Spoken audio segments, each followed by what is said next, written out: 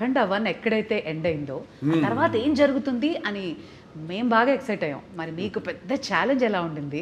కథ అక్కడి నుంచి ఎలా మొదలవుతుంది అసలు?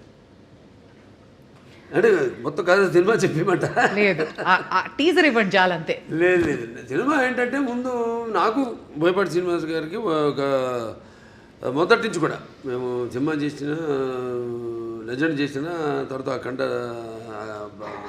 మొదటి భాగం చేసిన, ఇప్పుడు అఖండ తాండ రెండో భాగం చేస్తున్నా. ఎప్పుడు మేము ఎక్కువ సబ్జెక్ట్ డిస్కషన్స్ కానీ ఎక్కువ పెట్టాం. ఎక్కువ మాదంతా కట్టే కొట్టే తెచ్చే పద్ధతి అంతే. అంటే ఎందుకంటే మాకు అలా కుదిరింది, అంటే నాకు ఆయనకు ఉన్న వైబ్రేషన్స్. సో ఏదైనా ఎక్కువ దాని గురించి ఆలోచించాం. ఒక్కొక్కసారి ఒక సినిమా పూర్తి అయ్యాక మళ్ళీ లెజెండ్ చేసినప్పుడు సినిమా గురించి కానీ, లేకపోతే లెజెండ్ అయిన తర్వాత అఖండ చేసినప్పుడు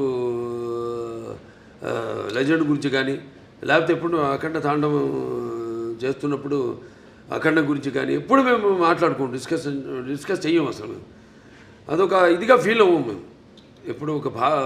అంటే ఒకరి మీద ఒక నమ్మకం మాకు.